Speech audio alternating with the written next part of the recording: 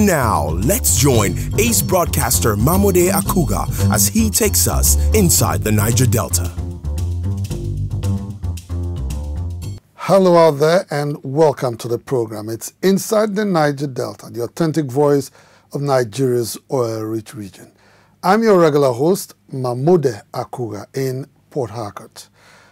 Today on the program, we bring you reports and analysis on the politics and development issues trending in the Niger Delta. We begin with an update on the recent resignations from the ruling People's Democratic Party and the restoration government of Governor Henry Seriake-Dickson by frontline politicians in Bayelsa State.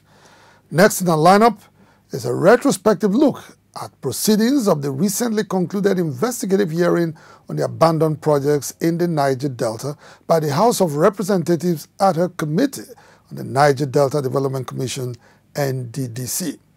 Also in today's package is a special report on the challenges confronting the NDDC in its mandate to intervene in Nigeria's Niger Delta region. For more details into this edition of the program, please stay tuned as Inside the Niger Delta, the authentic voice of Nigeria's oil-rich region, will be back in just a moment. Don't go away. Inside the Niger Delta. Glad to have you back on the program. It's Inside the Niger Delta, the authentic voice of Nigeria's oil-rich region. The People's Democratic Party, PDP, in Bayelsa State and the restoration government of Henry Seriake-Dickson recently received shockers from top state officials resigning their membership of the party and their appointment to serve the state in several capacities. No fewer than 10 politicians and state officials comprising of commissioners, senior special assistants and special advisors to the Governor Dickson parted ways with the party and withdrew their services to the state, citing political reasons. Among those who resigned their appointment in the governor's cabinet are Honorable Godspower Ake, Special Advisor on Agriculture, and Ombo Napoleon, Senior Special Assistant on Community Development. Others in the list include Maxine Fefea, Commissioner for Mineral Resources, Tiwe Oruminie, Special Advisor on Conflict Resolution in Oil-Producing Communities, Matthew Zebakeme, Special Advisor on Culture, Evarada Abednego, Stephen Diver, Special Advisor on Political Matters, and Lawrence Ebede, Special Advisor on ICT Development. Those who have officially parted ways with the PDP are Honorable Berry Negrese, a Serving Commissioner in the Bayelsa State Local Government Service Commission, and Right Honorable Peremobowei Ebebi, former Deputy Governor and two-time Speaker of the Bayelsa State House of Assembly. While a few of the aggrieved political leaders in Bayelsa State adduce personal reasons for their actions, others openly accuse Governor Seriake-Dickson and the leadership of the PDP of high-handedness and manipulation of the September 3 governorship primary election of the party. Barely weeks to the November 16 governorship election in Bayelsa State, the move against the restoration government and the PDP is generally viewed as an ominous sign for the ruling party, which has a strong opposition in the All Progressives Congress APC to contend with at the upcoming polls. It will be recalled that the APC and its members had recently defected to the PDP in their numbers during the governorship campaign flag off by Senator Doye Diri, who emerged winner in the disputed September 3 governorship primaries of the PDP. As the November 16 governorship elections inches closer, the race for Creek Haven is getting increasingly intriguing for most observers, leaving them to contemplate almost to no end in which direction the pendulum of victory will likely swing on the D-Day. The expectations of most Bayelsans, no doubt, is that unlike previous elections, the forthcoming governorship election will be devoid of violence and bloodletting. And now, away from Bayelsa politics, we move on to other issues of development in the Niger Delta. The House of Representatives Ad-hoc Committee on the Niger Delta Development Commission, NDDC, recently concluded its investigative hearing on abandoned projects in the Niger Delta from the year 2000 till date. In its terms of reference, the Nicholas Osai-led committee sitting in the Federal Capital Territory of Abuja was mandated to ascertain the period and course of contracts awarded since the inception of the Commission. The lawmakers, as part of their oversight responsibility, were also required to determine the status of the 9,820 contracts so far awarded by the NDDC and to find out possible constraints faced by the Commission. Quite an uphill task, you will agree with me. Barring all odds, the committee went to work and held its first meeting with NDDC contractors.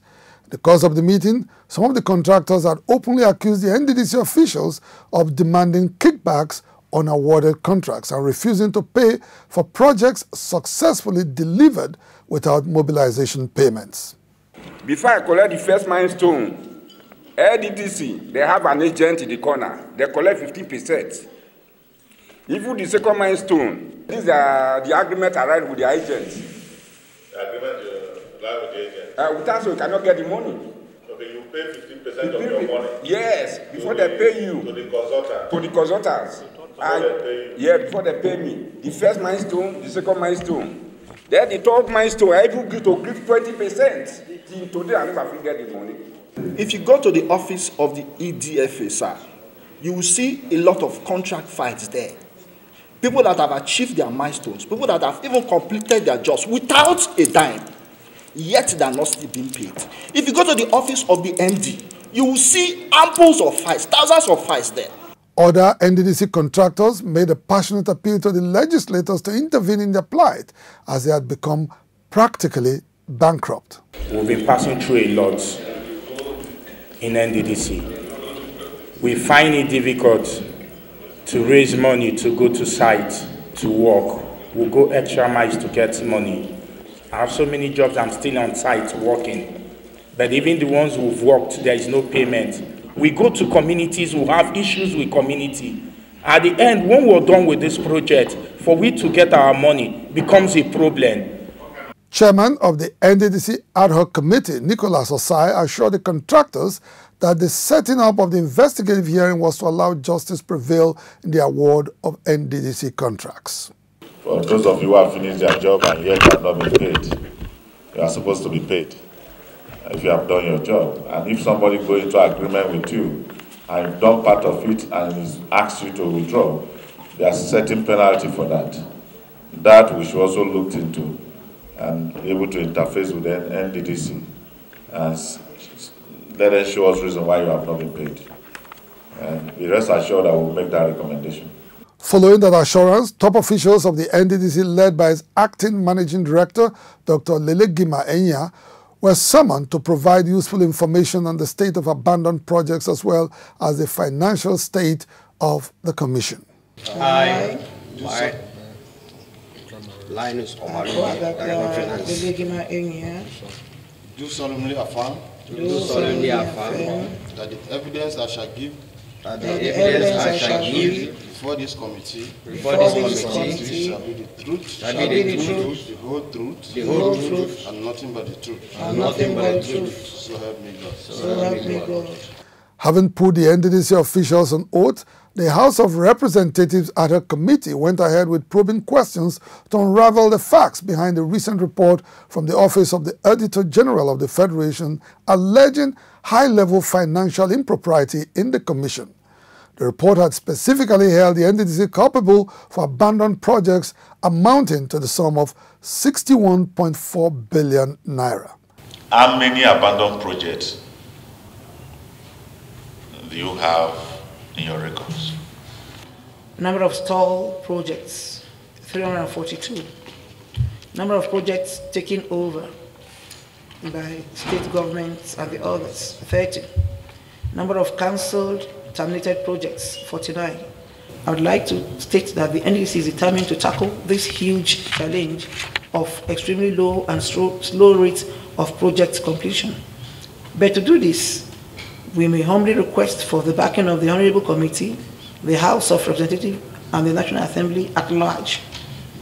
In particular, I want to ask for the help in the recovery of all payments due from the federal government, as well as oil and gas companies operating in the Niger Delta region, in accordance with the NDDC Act. In its determination to undertake a full-scale probe into the activities of the NDDC, the investigative committee had summoned all past chief executives of the commission from inception in 2000. After waiting anxiously for the outcome of the summons on past NDDC chief executives, most Niger Deltans were indeed disappointed. The investigative committee curiously held private meetings with the former helmsmen of the commission, depriving all interested parties their right to know the agenda of the secret meetings. It is instructive to note that the committee chairman, Nicholas Osai, who was talking tough at the commencement of the investigative hearing, suddenly adopted a plaintive approach in the interaction with the NDDC top management. During the conclusion of their assignment, it became rather obvious that the lawmakers who initially descended heavily on the top officials of the NDDC had assumed an advisory role in providing solutions to the Commission's abysmal failure in project management. So when you are in a position of authority, think about the millions of people who want to benefit from that your position. That's what I want, including the contractor. When you are told to do a specification of 2 inches, you do 1. You are also guilty of the offense Christ died for you. That's the guiltiness. So, as we plan to better Nigeria, we should also know that you are a pastor in government, that you are a minister of government in power, according to Romans chapter 13, verses 1 to 9. You are in charge now. Take decision that people can remember you tomorrow. As they anxiously await the outcome of the recent investigative hearing on abandoned projects in their region, most Niger Deltans insist that it must not go the way of previous investigations that were compromised and swept under the carpet. Well, it looks like not only Niger Deltans were dissatisfied with the ad hoc committee's approach to investigating the NDDC. Even the presidency now believes that all is not right at NDDC and may not wait to rely on the investigative report of the ad hoc committee on the NDDC, as the president has ordered a forensic audit of the accounts of the commission from inception till date. President Buhari made the revelation while meeting with governors of the Niger Delta states led by the Bayelsa State Governor, Honorable Henry Seriake Dixon, at the presidential villa in Abuja. We have asked for a forensic audit of what has been happening, because the amount of money which the federal government is religiously allocating to NDDC, we would like to see the results on the ground. And those that are responsible for that, I think, will eventually be asked to explain certain issues. The latest move by the presidency to sanitize the NDDC has received commendation from several groups in the Niger Delta, including the Pan-Niger Delta Forum, PANDEF. In a communique released to the media last Saturday, PANDEF welcomed the order for a forensic audit of the NDDC accounts by President Buhari. PANDEF, however, demanded that the names of beneficiaries of the Commission's contracts over the period of 2001 to 2019 be made public. A majority of Niger Delta activists believe that the publication of contract beneficiaries from the NDDC will be tantamount to opening a Pandora's box that will reveal not only the very corrupt nature of our political class, but also show their insensitivity to the plight of the Niger Delta people. From us here at Inside the Niger Delta, we urge President Muhammadu Buhari not to be distracted and not to relent from the onerous task of ridding the NDDC of corruption and corrupt practices that have made it ineffective in the discharge of a statutory role of providing development for the Niger Delta region. Inside the Niger Delta. For most Niger Deltans, it will take government's political will to address the myriad of problems faced by the NDDC and reposition the Commission to deliver on its mandate to promote lasting peace and sustainable development in the Niger Delta. This report, correspondent Tekena Ameofori examines factors responsible for the lackluster performance of the NDDC with regards to efficient project management, as well as options available for effective service delivery to the beleaguered Niger Delta communities. Following a report from the Office of the Auditor General of the Federation accusing the NDDC of engaging in a contract scam worth over 61 billion naira. The House of Representatives recently summoned the Commission's top officials to give account of their stewardship to communities in the Niger Delta. To a large extent, some startling revelations made during the recent investigative hearing corroborate issues raised in the Auditor General's report. It was discovered, for instance, that of the 9,820 projects awarded by the Commission, only 4,288 have been completed. According to figures presented by NDDC officials, no fewer than 30 projects worth trillions of naira have been terminated, while 2,645 others remain stalled till date. So far, about 342 non-performing projects have been taken over by state governments.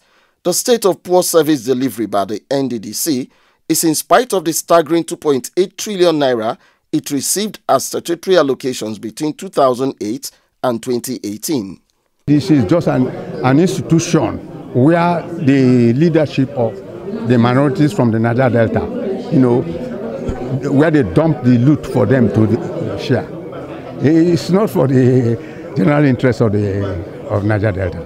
If it was so, Nigeria as a nation is sponsoring a lot of funds into Niger Delta that could have at least developed some part of this. But it is not. The projects they bring up are white elephant projects. In the 2020 fiscal year, the sum of 81 billion naira is allocated to the NDDC to fund projects that will be supervised by the incoming board. The emerging board has been advised to enthrone sanity in the system by bringing all existing projects to a logical conclusion before awarding new contracts in the region. Everybody that comes with their own emergency jobs.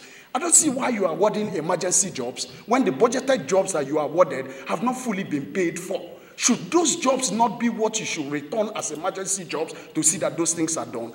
For me, I don't even let the board, let them whatever they are doing, let them wait a bit. Let this young lady that is in an acting capacity be allowed to stay and settle some of these contractors first. Let them check the real. They can't be owing 6 years in arrears, and they're giving the company this into briefcase companies, and they're paying them. Then what do you want other people to feel? Are they slaves? Over the years, the performance index of the NDDC has been anything but desirable for most Niger Deltans, following several messy deals going on in the Commission.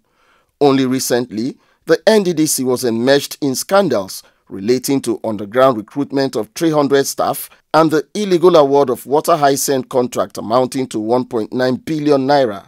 The recent turn of events in the NDDC seriously threatens its capacity to intervene in the decades-long crisis of development bedeviling the Niger Delta. In August 2004, the Commission unveiled the Niger Delta Regional Development Master Plan to facilitate sustainable development in the region. It was an ambitious plan to industrialize the region and create about 800,000 jobs in 4 years. Sadly, however, the implementation of the Regional Development Master Plan has been far below the people's expectations. You need to have an agency that is beyond politics, an agency that does not have a politician at the helm. If you carry a card-carrying member of the APC or PDP into the NDDC, they will end up doing, servicing political godfathers. And so the best way for you to have a commission that will work for the people of this region is to have somebody apolitical. So far, the NDDC has been a failed project in the Niger Delta due to several factors including poor management, greed and corruption. The Commission's inability to deliver on its mandate is also attributable to political interference by successive governments. Obviously, there's an urgent need to bring to an end the era of business as usual in the NDDC and reposition the Commission in a better state that allows it focus on the issues that led to its establishment as an interventionist agency. Inside the Niger Delta. Once every year, we take time out to celebrate a man sent by heaven to intervene in the tides of the affairs of men, a father, a teacher, A giver, life coach, game changer, and a man of impact. From all of us at Wovic Communications Limited, happy 57th birthday. Pastor David Ibiome, Senior Pastor, Salvation Ministries, Home of Success. The positive impact you make in the lives of millions is immeasurable. We celebrate you. Nigeria's Minister of Environment, Dr. Mohammed Abubakar, recently pledged the federal government's commitment to the success of the ongoing environmental cleanup exercise during a working visit to polluted sites in Ogoni land. Correspondent Chika Obodozie reports that Dr. Abubakar and officials of the Hydrocarbon Pollution Remediation Project, HYPREP, received a warm reception by the Ogoni people during the recent visit. After a brief interaction with officials of the Hydrocarbon Pollution Remediation Project, HYPREP, in Port Harcourt, Dr. Abubakar proceeded to Ogoni land where he met with traditional rulers to assure them of the federal government's commitment to the restoration of the despoiled Ogoni environment back to its full productive health. The Ogoni Clean-up is a signature project. It is the first of its kind in Africa and the world over, and there is no existing template. Rather, we are developing one that can be used hereafter for the remediation of the rest of the Niger Delta. The project requires a series of scientific processes to restore the Ogoni environment to what it used to be. The federal government is aware that there are several other challenges which we are facing as a result of the pollution. That is why, even though the core mandate of HYPREP is to remediate the land, other programs have been built into the project to address some of these challenges. Whatever you do for us now in your office as Minister for Environment, the Ogoni people, I don't think they can forget you. We will honor you and adore you. I am grateful to you for spending time to come and see us and hear from us. I want to thank you for coming and promise you as a father that what we have worked for, we cannot allow it go. We started it with happiness, and we are going to end it with happiness. As part of his recent working visit to Rivers State, the minister undertook a tour of polluted sites where remediation activities were ongoing. We have seen the stages of work, from excavation to the actual treatment of the soil, and from the different depths at various different places based on the level of contamination. We have seen it for ourselves. I can say this is a big success for this administration, and the people of Ogoni that I have talked to, the youth, the women, the elders, leaders, everybody, they are happy with this and happy with Mr. President for actually making his promise to clean up Ogoni. Prior to the minister's tour of polluted sites, officials of HYPREP had interactive sessions with Ogoni women to intimate them on the agency's livelihood program designed to provide lifelong skills for victims of the environmental pollution in Ogoni land. In one of the interactive sessions at Aleto Community, Eleme local government area of Rivers State, HYPREP disclosed plans to commence the first phase of its empowerment training program before the end of November this year. Under the Empowerment Training Program, facilitated in partnership with the United Nations Institute for Training and Research, UNITA, Ogoni women will be trained in diverse vocations, including crop cultivation, fish farming, and poultry. We are carrying everybody in Ogoni land along. We are not leaving anybody behind. We want to ensure that everybody in Ogoni land has the touch of HYPREP livelihood program. You may not participate as a person, but the multiplier effect of somebody from your community or somebody from your family attending this program will definitely touch you in one way or the other. On completion of the training for a period of 7 months, the first set of beneficiaries will be required to form cooperatives to access startup capital from HYPREP. When I was talking, I asked my women, do you people like what these people have said? They said they are very happy. I should try quickly for the selection. After this gathering, now, we are not going to waste time for the selection because what the HYPREP have talked, we are very happy. We are selecting women quickly so for us to start any business. So delighted and happy because I see that these HYPREP, we really empower women after this program to stand on their own, to do the work on their own. They will not stay idle any longer again. If you know that you want to move higher than how you are today, you can take a decision to learn the work. The restoration of livelihoods to the ecologically devastated Ogoni communities is in line with the recommendations of the United Nations Environment Programme, UNEP, in a report it submitted to the federal government in August 2011. Inside the Niger Delta. Well, that's the much we can take on the program. Inside the Niger Delta, the authentic voice of Nigeria's oil-rich region, will be back same time next week on this station. Until then, you can follow us on our social media handles showing right now on your screen. The same time, same station next week. I am Mamode Akugha saying thank you all so much for watching and bye for now.